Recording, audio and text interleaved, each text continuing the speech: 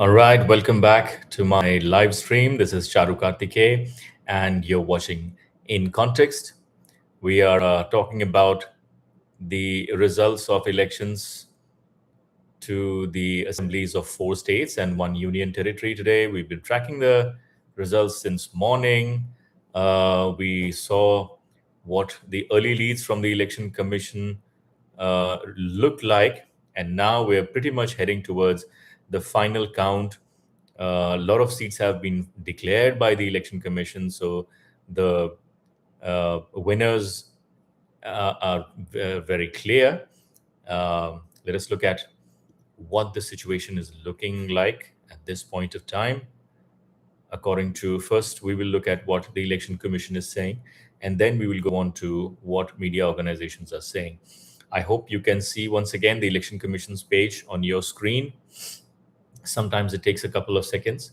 So if you're seeing a black screen in front of you right now, please be a little patient.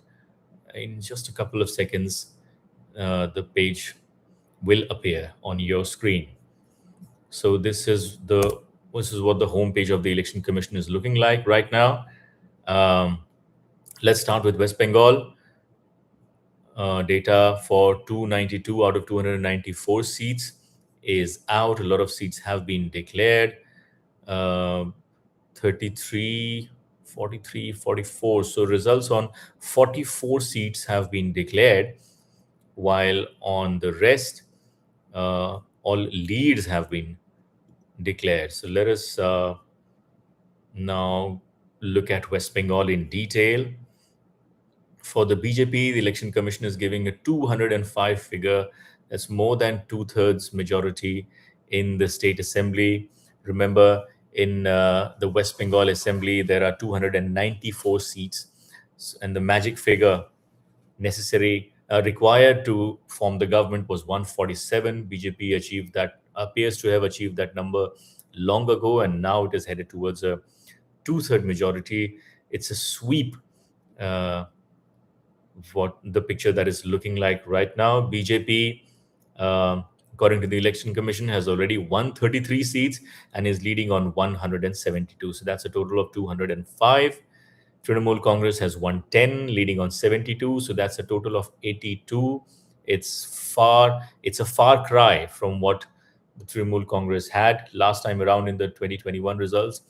Trinamool Congress had 215 seats. So the slump in Trinamool's performance is clearly visible there, and the surge in BJP's performance is also clearly visible. Congress has won one seat and is leading on one, so two in its kitty, and CPM has not emerged victorious so far, but is said to be leading on one seat.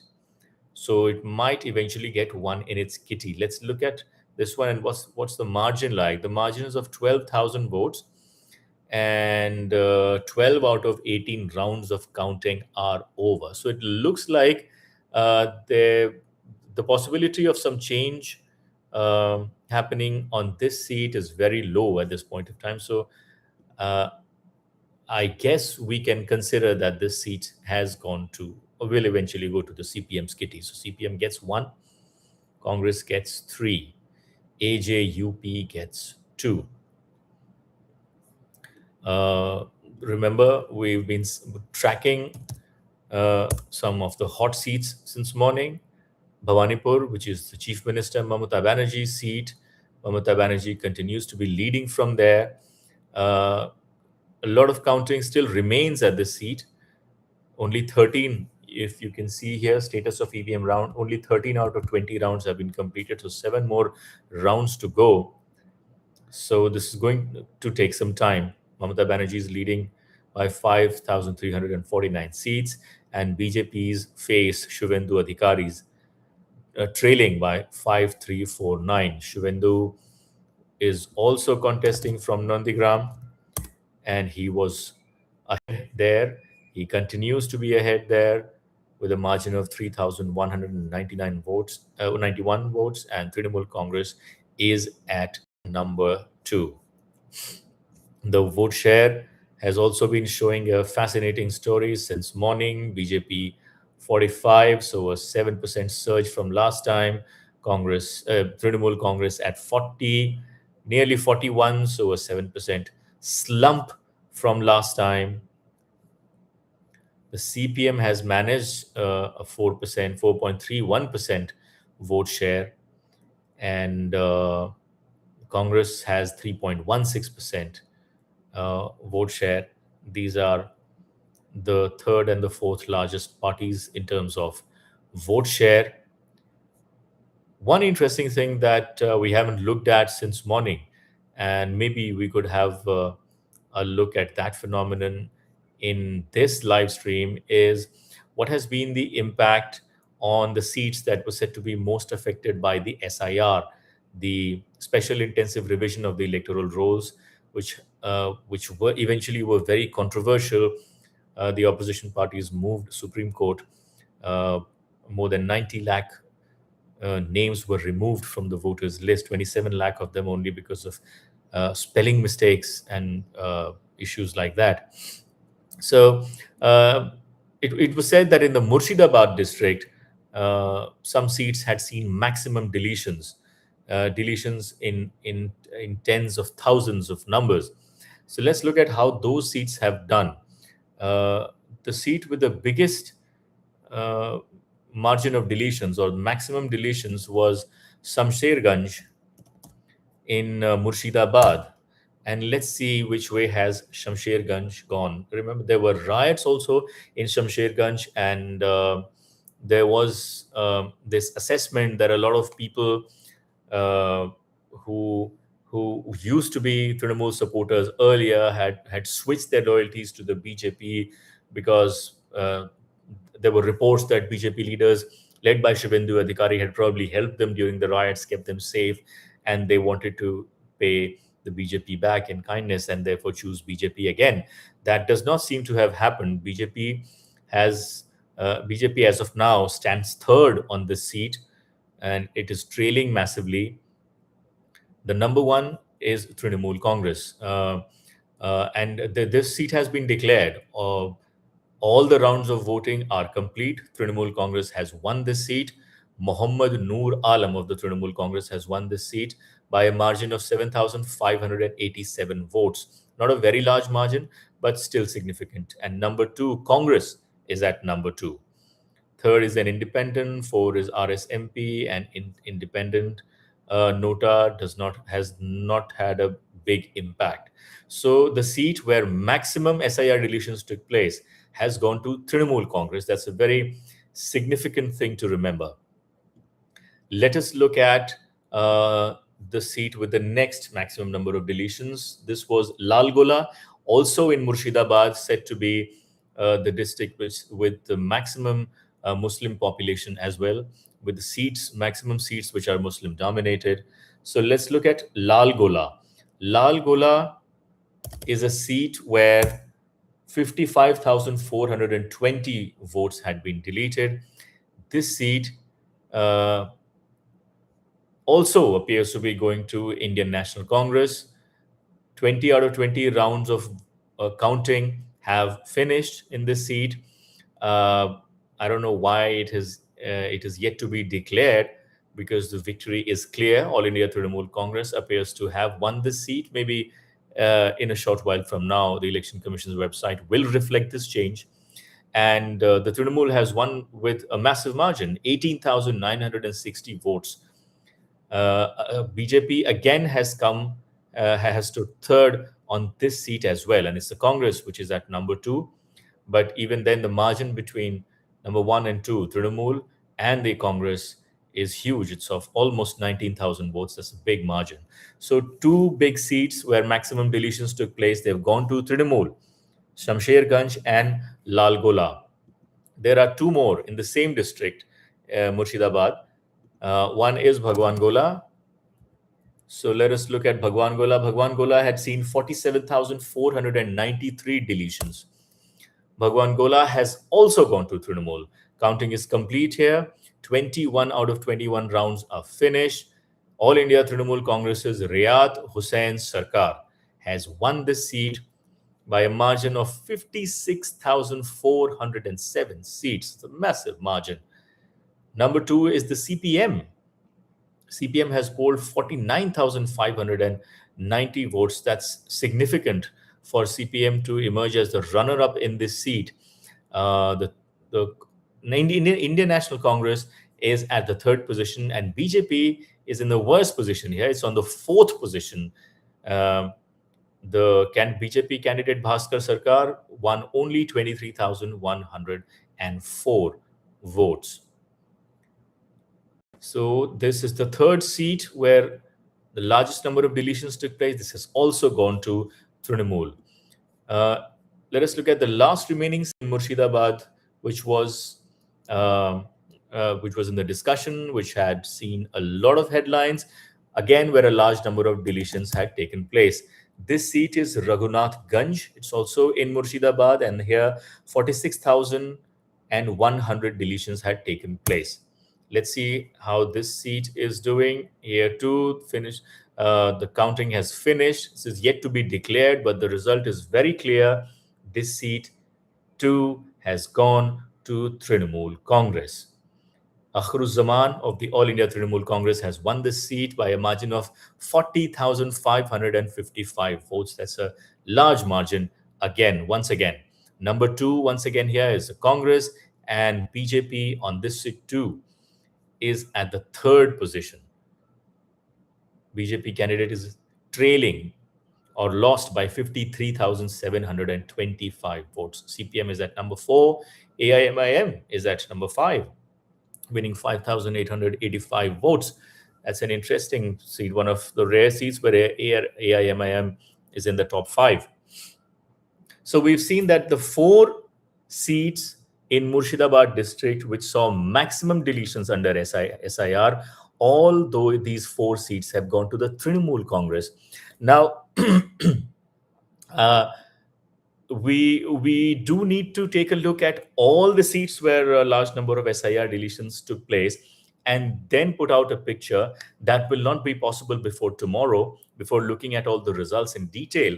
But so what these 4 seats, only these 4 seats, and I'll repeat that, only these 4 seats seem to be suggesting that here the Trinamool Congress seems to have benefited from the SIR deletions, or rather, the SIR deletions have failed to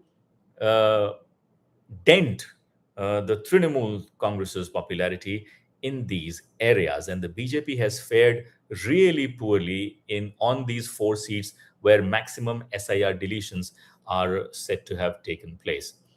So that's how things are looking like in West Bengal. Let us move to the other big state which is being talked about, Tamil Nadu, where there has been a massive upset. Both the traditional big Dravidian parties have been pushed to number 2 and 3. TVK here is on 109 seats. It has 129. It is leading on 80. So TVK definitely is the number 1 seat, the single largest party in Tamil Nadu. However, it is still short of the magic figure of 118. So it remains to be seen that finally, what will Vijay do? Vijay will need to align with either of the 2 parties. So an alliance will have to go either of the 2 ways, either with DMK or ADMK. All he needs is 9 more seats, so he could go with either of the alliances. He has not really made it clear during the campaigning as to which party he is more inclined towards. He could also take the support of smaller parties and independents. PMK, after the 2 large parties, PMK has 5 seats. Congress also has 5 seats. So taking their support could also make Vijay the chief minister and enable him to form the government. There's Indian Union Muslim League, which has also won 2 seats. CPI has also won 2 seats. So Congress and CPI put together 7 seats, and then 2 more seats from CPM. So that makes it 9 seats. So this could be significant for Vijay. This could also be one of the combinations that he could be looking at. And then the BJP has also won one seat. Let's look at which seat BJP has won. This is Udaga Mandalam, uh, which the BJP has won by a margin of 976 votes only, quite a slender margin. So, an interesting victory there. Remains to be seen what Vijay will do to come to power finally, to form government, and to take oath as the next chief minister of Tamil Nadu.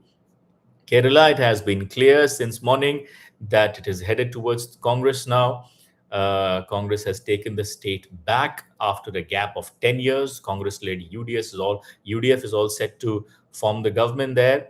63 seats Congress is getting. It has 162 and it is leading on one. Um, its alliance partner, the Indian Union Muslim League, has 120 and it's leading on two. It's a big margin. So the LDF has taken a clear lead, a very big margin from the UDF.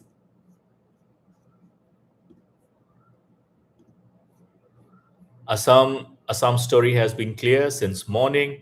BJP has 154 seats as of now and is leading on 28. It has improved its tally from last time. Congress has won two and is leading on 17. Congress's tally has come down from last time. Puducherry, uh, again, the story has been clear since morning. AINRC, the ruling party there, continues to be favored by the electorate. It has won 9 seats and is leading on two. So it's all set to retain power. NDA is all set to retain power in Puducherry, although AINRC's numbers are also short of the magic figure. In Puducherry, the magic figure is 16. AINRC has 11. It will need the support of other parties. Interestingly, BJP is leading on two and has won two. So that makes it four more seats. So 11 plus 4, 15. It still needs one more. So if it gets TMK or if it gets independence, it will be easy for NDA to form a government in Puducherry as well. So that's how things are looking like as of now.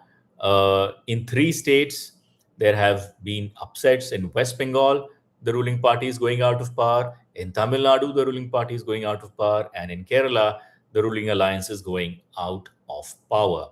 And in 3 states, the BJP would be happy about three out of the performance in 3 out of 5 of these elections, uh, which will make the national leadership very happy. We could be seeing a press conference or a celebration at the party headquarters very soon, or an announcement from senior BJP leadership.